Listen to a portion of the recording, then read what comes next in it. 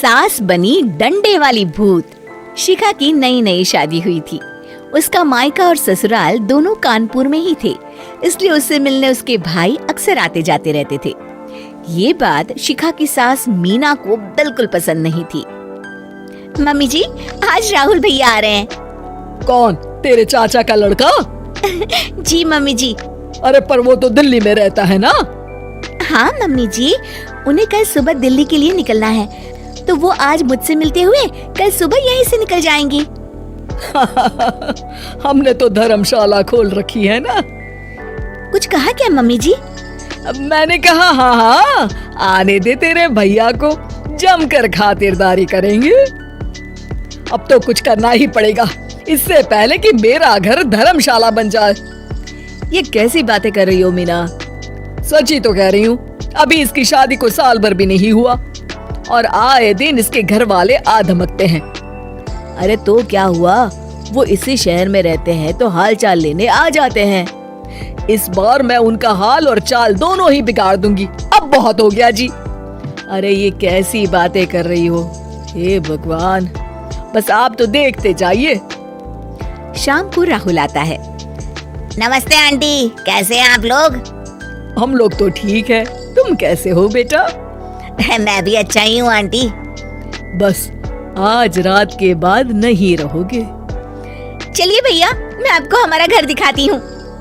रात में खाने के टेबल पर शिखा, रोहित कहीं दिखाई नहीं दे रहा।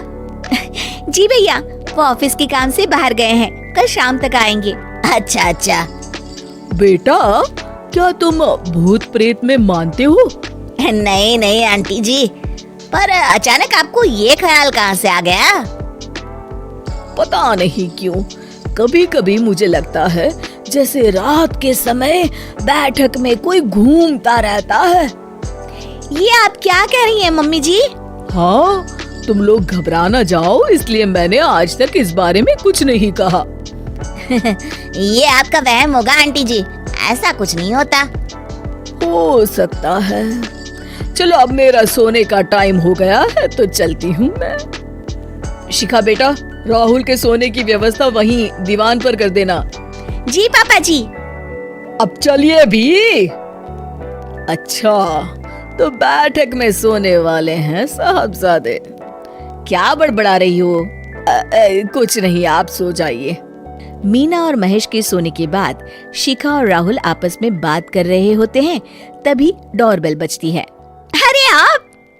सरप्राइज! काम जल्दी खत्म हो गया तो मैं आज ही चला आया। ये तो बहुत अच्छा किया।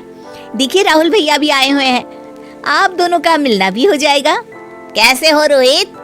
मैं तो ठीक हूँ भैया। शिखा, मैं भी आज यहीं सो जाता हूँ, राहुल भैया से बातचीत भी हो जाएगी। अच्छा अच्छा ठीक है। मीना आधी रात को उठती है, कंबल मुंह से पैर तक ओढ़ के डंडा लेके बैठक में आती है और देखती है दीवान पर चादर ओढ़े कोई लेटा हुआ है।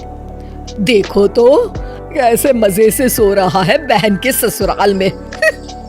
मीना ताबड़तोड़ 4-5 डंडे मार देती है। अरे मर गया, अरे बचाओ बचाओ, कौन है? मीना जल्दी से अपने कमरे में भाग जाती है। हे भगवान, ये मैंने क्या किया? ये रोहित कहाँ से आ गया? लगता है ये नालायक राहुल मेहमानों वाले कमरे में सो गया होगा। आज तो इसकी खैर नहीं।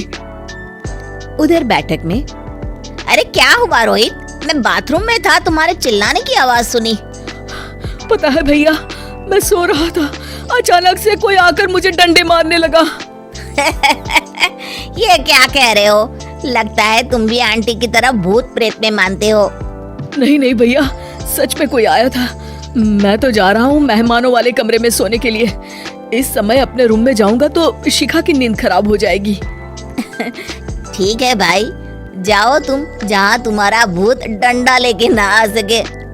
थोड़ी देर बाद मीना कंबल ओढ़ के डंडा लेकर मेहमानों वाले कमरे में पहुँच जाती है। वो बिस्तर पर सोए रोहित को फिर डंडों से मारने लगती है। अरे मर गया, अरे मर गया। तू भूत प्रेत में नहीं मानता ना? ये ले, अब डंडे खा। है? ये तो माँ की आवाज है।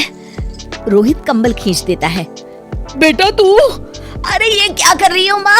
मार मार के मेरा भरता बना दिया आपने।